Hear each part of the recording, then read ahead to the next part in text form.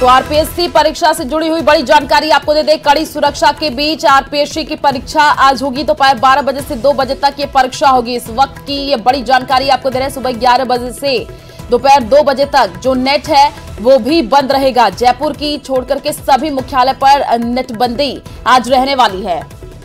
तो इस वक्त की ये बड़ी जानकारी आपको दे रहे हैं। जयपुर में पीएम के दौरे को लेकर के नेटबंदी पर विचार और संभाग मुख्यालय पर 602 परीक्षा केंद्र पर ये परीक्षा होगी। आरपीएससी परीक्षा से जुड़ी हुई यह बड़ी जानकारी। नई सरकार के गठन के बाद पहली बार परीक्षा और दोपहर 12 बजे से 2 बजे तक ये परीक्षा होगी। तो सुबह 11 से दोपहर 2 बजे तक जो नेट है वो भी बंद रहेगा। आरपीएससी परीक्षा से जुड़ी हुई ये बड़ी जानकारी। जयपुर को छोड़ करके सभी मुख्यालय पर ये जो है नेटबंदी रहने वाली है।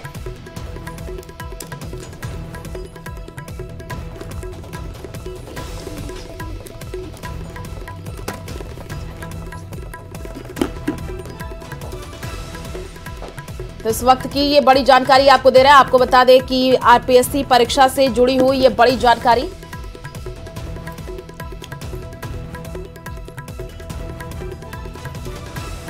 जयपुर को छोड़कर के सभी मुख्यालय पर नेटबंदी रहेगी और प्रदेश में 1,98,000 जो परीक्षार्थी हैं वो पंजीकृत। 602 परीक्षा केंद्रों पर मेटल डिटेक्टर से चेकिंग होगी।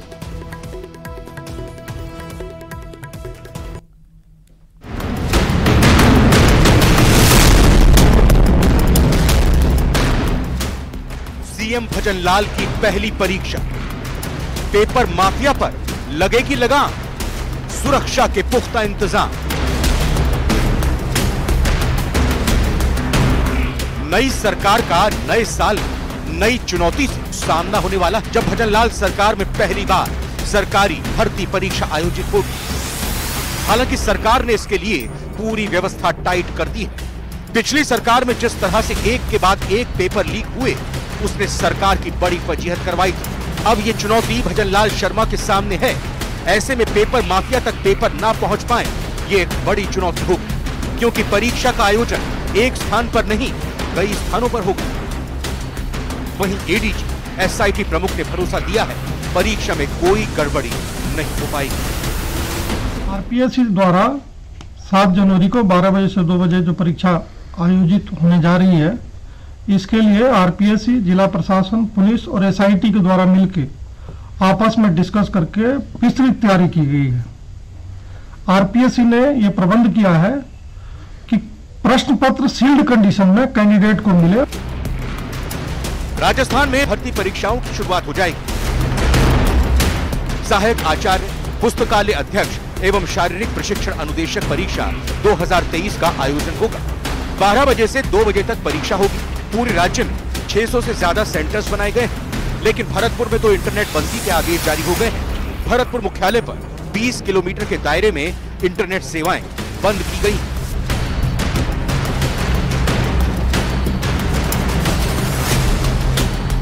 बिना गड़बड़ी के पेपर कराना भजनलाल सरकार के लिए इसलिए भी बड़ी चुनौती है, क्योंकि इसी मुद्दे पर चुनाव में बीजेपी ने कांग्रेस सरकार को जमकर घेरा था।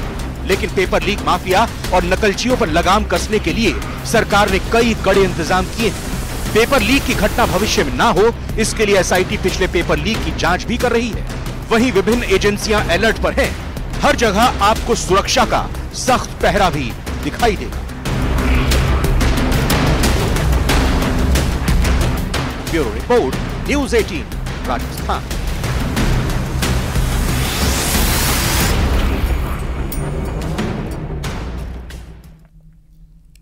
तो जयपुर से बड़ी जानकारी आपको दे दें। कनिष्ठ अभियंता भर्ती 2020 पेपर लीक मामला और एटीएस एसओजी टीम की संयुक्त बड़ी कार्रवाई। पेपर लीक का आरोपी यशपाल जो चौधरी है वो गिरफ्तार कर लिया गया है। 3 साल से आपको बता दें कि आरोपी यशपाल चौधरी फरार था। तो जोबनेर का रहने वाला है यशपाल चौधरी और अब तक 20 आरोपी जो है वो भी गिरफ्तार हो चुके हैं। इस वक्त की ये बड़ी जानकारी आपको दें। जयपुर से बड़ी अपडेट। कनिष्ठ अभियंता भर्ती 2020 पेपर लीक मामला और पेपर लीक का जो आरोपी है यशपाल चौधरी, उसकी गिरफ्तारी हो चुकी है। 3 साल से आरोपी यशपाल चौधरी फरार था।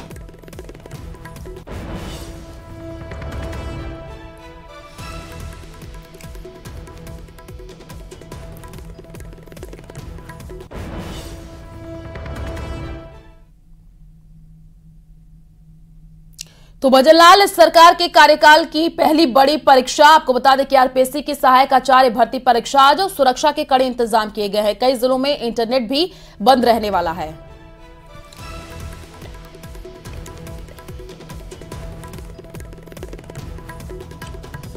तो ये बड़ी जानकारी आपको दे रहे हैं। आपको बता दें कि इस वक्त की ये बड़ी खबर जयपुर से आ रही है, जहां पर पूर्व विधायक मेवाराम जैन कांग्रेस से सस्पेंड। कथित वीडियो वायरल होने के बाद ये बड़ी कार्रवाई देखने को मिली है। कांग्रेस प्रदेशाध्यक्ष डोटासरा ने ये आदेश जारी किया है। जोधपुर के राजीव नगर थाने में रेप का आरोप दर्ज है और पॉक्सो समेत कई गंभीर धाराओं में मुकदमा दर्ज है। बाड़मेर से 3 बार विधायक रह चुके हैं मेवाराम जैन। तो इस वक्त की ये बड़ी जानकारी आपको दे रहे हैं। पूर्व विधायक मेवाराम जैन कांग्रेस से सस्पेंड हुए हैं। कांग्रेस प्रदेशाध्यक्ष डोटासरा ने ये आदेश जारी किया है। तो जोधपुर के राजीव नगर थाने में रेप का आरोप इन पर दर्ज है और पॉक्सो समेत कई गंभीर धाराओं में मुकदमा दर्ज है।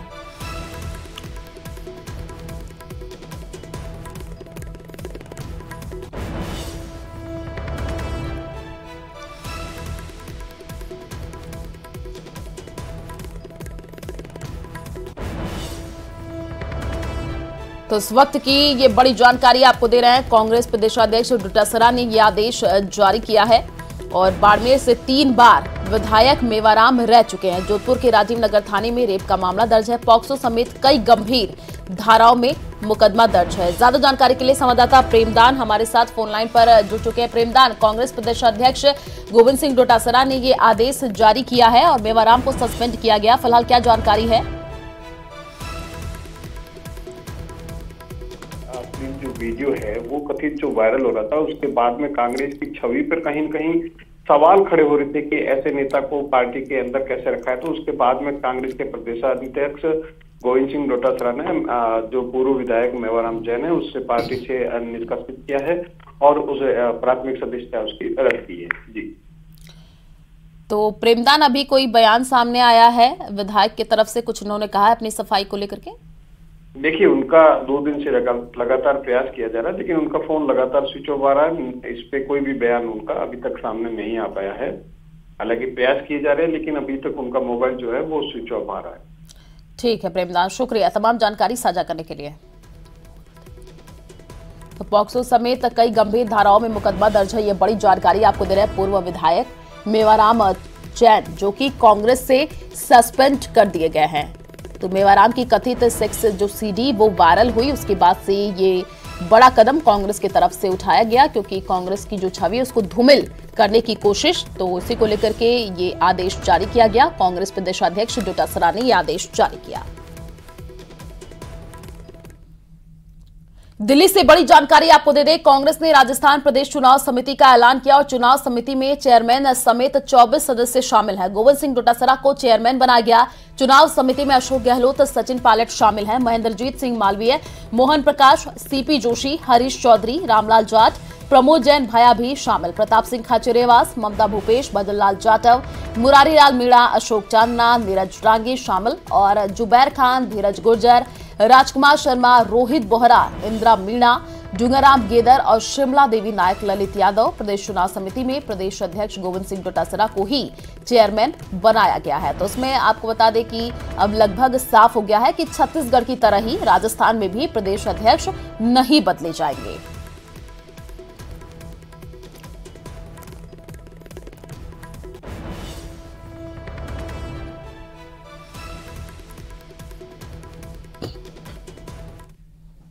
तो दिल्ली से बड़ी जानकारी आपको दे दें। कांग्रेस ने राजस्थान प्रदेश चुनाव समिति का ऐलान किया और राजस्थान में गोविंद सिंह डोटासरा को ही चेयरमैन बनाया गया। इसमें लगभग साफ हो गया है कि छत्तीसगढ़ की तरह ही राजस्थान में भी प्रदेश अध्यक्ष नहीं बदले जाएंगे। तो कांग्रेस ने राजस्थान प्रदेश चुनाव समिति का ऐलान किया और राजस्थान में प्रदेश अध्यक्ष नहीं बदले जाएंगे। राजस्थान में गोविंद सिंह डोटासरा को ही चेयरमैन बनाया। तो दिल्ली से ये बड़ी जानकारी आपको दे रहे हैं। राजस्थान प्रदेश चुनाव समिति का ऐलान किया गया और इससे ये लगभग साफ हो गया है कि छत्तीसगढ़ की तरह ही राजस्थान में प्रदेश अध्यक्ष नहीं बदले जाएंगे।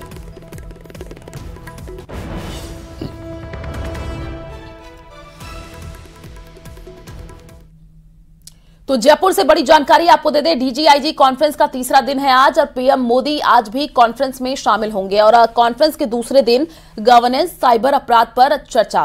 तो इस वक्त की ये बड़ी जानकारी आपको दे रहे हैं, पीएम मोदी आज भी कॉन्फ्रेंस में शामिल होंगे। डीजीआईजी कॉन्फ्रेंस का आज तीसरा दिन है। लगातार हमने आपको 2 दिन की तस्वीरें दिखाई जिसमें अलग अलग सत्र का आयोजन हुआ और कई मुद्दों पर चर्चा हुई है। तो आज जो तीसरा दिन है और कई अहम मुद्दों पर चर्चा होनी है। पीएम मोदी आज भी कॉन्फ्रेंस में शामिल होंगे।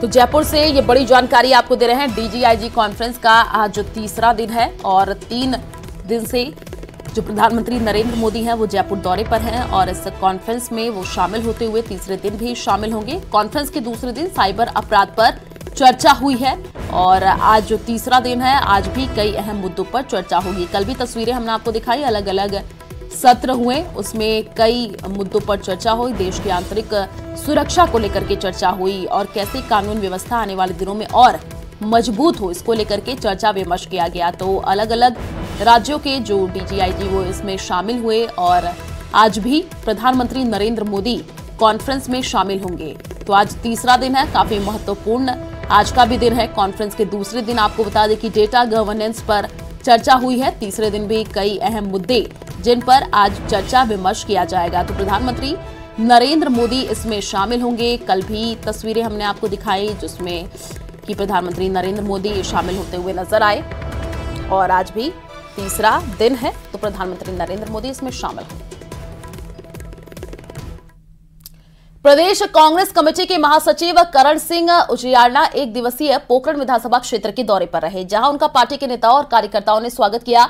करण सिंह ने पोखरण में गौशाला में गौवंश को 1 क्विंटल लपसी और हरा चारा वितरित किया। करण सिंह ने सरकार पर तंज कसा, साथ ही उन्होंने कहा कि कांग्रेस पार्टी भगवान श्री राम से आशीर्वाद लेकर के लोकसभा चुनाव 2024 जीतेंगी। भाजपा के विधायकों द्वारा अधिकारियों और कर्मचारियों को धमकाने के वीडियो वायरल होने पर कहा कि लोकतंत्र है, धमकाने के लिए आपकी सरकार जनता नहीं लाई है। आप अधिकारी का तबादला जरूर करवा सकते हो, धमकाने से सरकार नहीं चलती। तो विकसित भारत संकल्प यात्रा कैंपों पर प्रहार करते हुए जनता को गुमराह करने का आरोप लगाया। करण सिंह ने कार्यकर्ताओं के साथ संगठनात्मक मुद्दों पर चर्चा कर पार्टी को मजबूत करने की अपील की।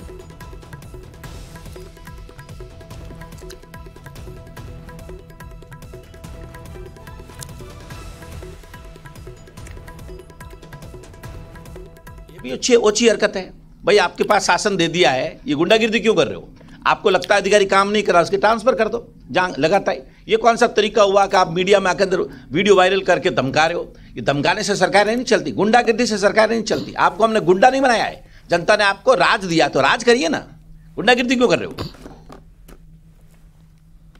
तो बड़ी जानकारी आपको दे दें, उदयपुर में होटल कारोबारियों पर आयकर के छापे और आयकर छापों में बड़े पैमाने पर काली कमाई का खुलासा हुआ है। फतेह ग्रुप और रॉकवुड एडीएम ग्रुप से सामने आई बड़ी काली कमाई और आपको बता दें कि अब तक 3.5 करोड़ रुपए की जो ब्लैक मनी है वो जब्त कर ली गई है और करीब 9 किलो सोने के जो जेवरात हैं वो आयकर विभाग ने जब्त किए हैं। 5 करोड़ 50 लाख से ज्यादा कीमत जब्त किए गए हैं और सोने की भी आपको बता दें कि यहां पर बड़ी रकम बरामद हुई है। 150 करोड़ रुपए से ज्यादा की काली कमाई के दस्तावेज जब्त किए गए हैं। रॉकवुड ग्रुप से जुड़े ठिकानों से काले कारोबार के जो दस्तावेज है वो भी जब्त कर लिए गए हैं। मुंबई और कोलकाता की कंपनियों के नाम पर बड़ा काला जो है वो कारोबार यहां पर हुआ है और अब तक 80 करोड़ रुपए के काले कारोबार के जो दस्तावेज है वो जब्त हुए हैं। रॉकवुड ग्रुप के ठिकानों से जब्त डायरी से ब्लैक मनी लेन देन के भारी सबूत मिले हैं। रॉकवुड ग्रुप से जुड़े ठिकानों से आयकर की टीमें लौटी हैं और आयकर अधिकारी अब दस्तावेजों की गहनता से जांच करेंगे। तो उदयपुर से ये बड़ी जानकारी आपको दे रहे हैं, होटल कारोबारियों पर आईटी का शिकंजा।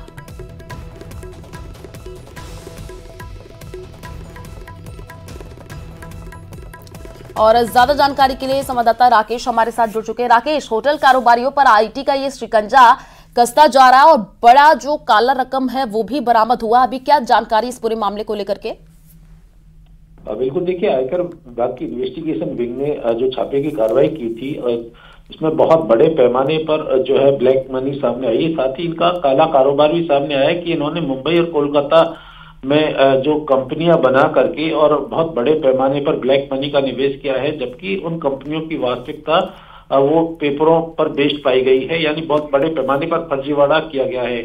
इन्होंने पूरा एक ब्लैक मनी को व्हाइट मनी में कन्वर्ट करने के लिए कुछ कंपनियां बना रखी थी, उन कंपनियों के जरिए पैसे को डाइवर्ट करते थे। अब तक जो आयकर विभाग की छापे की कार्रवाई में रॉकवुड होटल ग्रुप के कारोबार के ठिकानों से जो है 62 करोड़ से ज्यादा के कैश रिसिप्ट के दस्तावेज प्राप्त हुए हैं। कि जिस तरीके से होटल कारोबार में और वेडिंग सेरेमनी के जो कारोबार में, ये चूंकि उदयपुर में जो देश विदेश की वीवीआईपी शादियां होती हैं और बहुत बड़े पैमाने पर यहाँ पर, चाहे वो फिल्म इंडस्ट्री के लोग हों या जो राजनीतिक हस्तियां हों, वो उदयपुर को वेडिंग डेस्टिनेशन के रूप में चुनते हैं और ये पूरे देश में जो है वीवीआईपी शादियों के लिए जाने जाते हैं।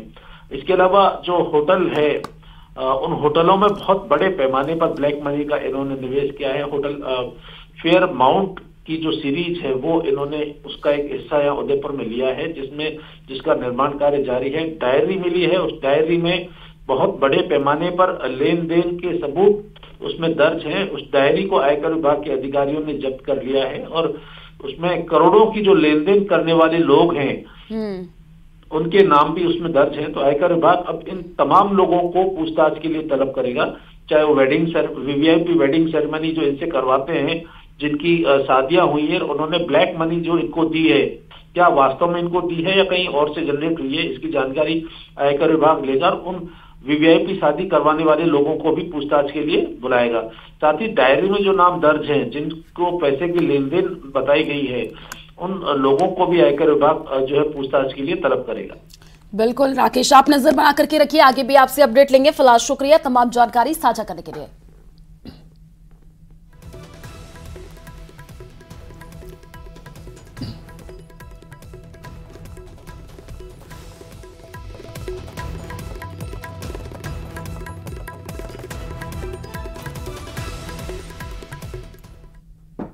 तो प्रदेश में कड़ाके की ठंड से ठिठुरे लोग। आपको बता दें कि 7 जिलों में येलो अलर्ट जारी कर दिया गया। अलवर, भरतपुर, दौसा में घना कोहरा छाया रहेगा। 8 जनवरी से मौसम में बदलाव के संकेत दिए गए और कई जिलों में हल्की बारिश हो सकती है। सीकर में सबसे सर्द इलाका बना हुआ है, कई जिलों में पारा 8 डिग्री के नीचे बना हुआ है। तो इस वक्त की ये बड़ी जानकारी आपको दे रहे हैं। ठंड से अब लोग परेशान होते हुए नजर आ रहे हैं, क्योंकि देखिए सीकर में सबसे अधिक जो ठंड है वो पड़ रही है। 7 जिलों में तो येलो अलर्ट जारी कर दिया गया है और कई जिलों का पारा 8 डिग्री के नीचे पहुंच चुका है। तो ये ठंड प्रचंड है, क्योंकि पिछले कई दिनों से जो तस्वीरें निकल करके सामने आ रही है उसमें ये कहा जा रहा है कि ठंड दिन पर दिन अब बढ़ती जा रही है और कई जिलों में हल्की बारिश के आसार जताए जा रहे हैं और सीकर में सबसे अधिक जो है वो ठंड पड़ रही है। इसी को लेकर के 7 जिलों में येलो अलर्ट जारी कर दिया गया। तो शहर शहर कोहरे का कहर देखने को मिल रहा है और पारा गिरने से लोगों का जनजीवन प्रभावित हो रहा है। और ज्यादा जानकारी के लिए संवाददाता अशोक कुमार श्रीगंगानगर से हमारे साथ लाइव जुड़े हुए हैं। अशोक, देखिए अभी 7 जिलों में तो येलो अलर्ट जारी कर दिया गया है और ये भी संकेत जाहिर किए जा रहे हैं कि आने वाले दिनों में हल्की फुल्की बारिश हो सकती है, जिससे ठंड और भी ज्यादा बढ़ सकती है। श्रीगंगानगर में अभी मौसम का क्या हाल बना हुआ है, जरा तस्वीर भी दिखा दीजिए। आज कोहरा नहीं नजर आ रहा है, कई जगहों पर साफ मौसम है।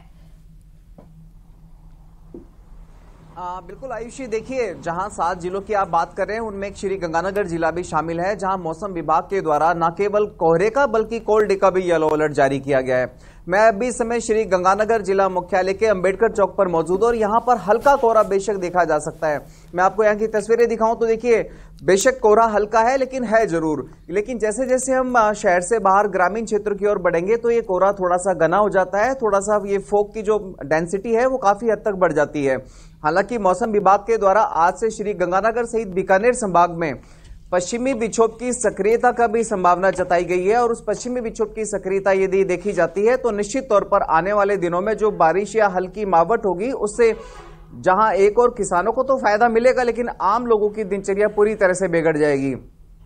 चूंकि श्रीगंगानगर सहित बीकानेर संभाग में मौसम विभाग के द्वारा पश्चिमी विक्षोभ की सक्रियता का असर 8 और 9 जनवरी को देखे जाने की संभावना जताई गई है। तो यानी कि अभी गंगानगर सहित बीकानेर संभाग में अगले 48 घंटों के दौरान श्रीगंगानगर में हाड़ कपकपा देने वाली ठंड का दौर जारी रहेगा। कल बेशक श्री गंगानगर में 2 घंटे के लिए सूर्यदेव के दर्शन हुए, लेकिन उससे बहुत ज्यादा राहत नहीं मिली। लोग अपने घरों में ही बने रहे और जो लोग घरों से बाहर निकले हुए हैं वो भी जगह जगह अलाव सेकते हुए अपने आप को गर्म रखते हुए देखे जा सकते हैं।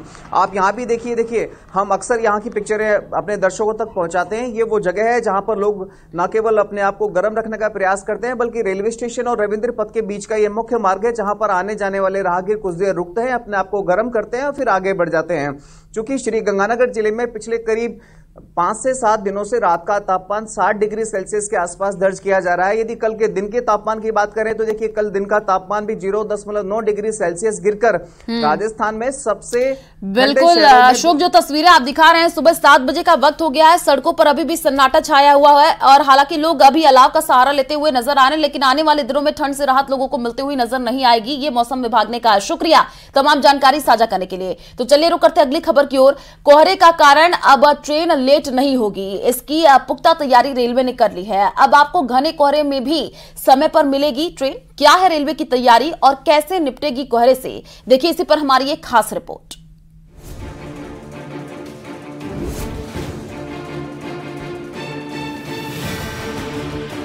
घना कोहरा हर साल ट्रेनों की रफ्तार को थाम देता है। कई ट्रेन लेट तो कई रद्द करनी पड़ती है, लेकिन इस बार रेलवे की तैयारी बहुत आगे की है। अब खराब मौसम ट्रेनों की रफ्तार को नहीं थाम पाएगा। ट्रेन लेट होने से यात्रियों को भी भारी परेशानी होती है और ऐसा हर साल होता है, लेकिन इस साल ऐसा नहीं है। कोहरे के कारण रद्द होने वाली ट्रेनों की संख्या बेहद कम है या फिर ना के बराबर है। इस बार पूरे NWR जोन में बेहद आधुनिक 881 फॉगलाइट्स का इंतजाम किया गया है। जहां जहां घना कोहरा है वहां ये फॉगलाइट्स लोको पायलट को रास्ता दिखाने में मदद करती है। केवल फॉगलाइट्स ही नहीं, बल्कि ट्रैक के किनारे लगे सभी साइन बोर्ड को फिर से रीपेंट किया गया है, ताकि चमकीले साइन बोर्ड की वजह से रेल ट्रैक पर ही बनी रहे और जिन ट्रैक पर ज्यादा सर्दी की वजह से क्रैक आए हैं उनकी पहचान पेट्रोलिंग के जरिए की जा रही है। सबसे ज्यादा घना कोहरा NWR में जयपुर और बीकानेर मंडल के रेलवे स्टेशनों पर है, लिहाजा इस पूरे रूट की GPS मैपिंग की गई है। जो लोकोमोटिव होते हैं, इंजन होते हैं, उसमें हमने fog safety device loco pilot को प्रोवाइड किए हैं। ये फॉग सेफ्टी डिवाइस जो है सिग्नल की जो लोकेशन है, जो डिस्टेंस है, वो लोको पायलट को विजुअली अलार्म के रूप में बताते रहता है, विजुअली भी और अलर्ट के रूप में भी। तो इससे लोको पायलट जो है सतर्क होकर के उसको पता रहता है कि कितनी दूरी पे कौन सा सिग्नल आने वाला है। वहीं उत्तर पश्चिम रेलवे में ऐसा पहली बार हुआ है जब कोहरे के कारण ट्रेनों को रद्द नहीं किया गया। पिछले सालों में कोहरे में रद्द होने वाली ट्रेनों का आंकड़ा 2 से 4 दर्जन तक होता था। अब आधुनिक तकनीक के सहारे रेलों को सुचारू रखने की कोशिश की जा रही है। जो सर्दियों के दौरान खास करके रेल फ्रैक्चर और वेल्डिंग फ्रैक्चर की समस्या आती है, क्योंकि टेम्परेचर का बहुत वेरिएशन होता है, तो जो पेट्रोलमैन होते हैं जो कि ट्रैक पे चलते हैं, उनको भी बहुत ही हमें सतर्क रहने को कहा है और कोई भी अप्रिय घटना होने पे तुरंत ही कंट्रोल को अलर्ट करने को कहा है। फिलहाल NWR का दावा है कि कोहरे से निपटने की पूरी तैयारी है।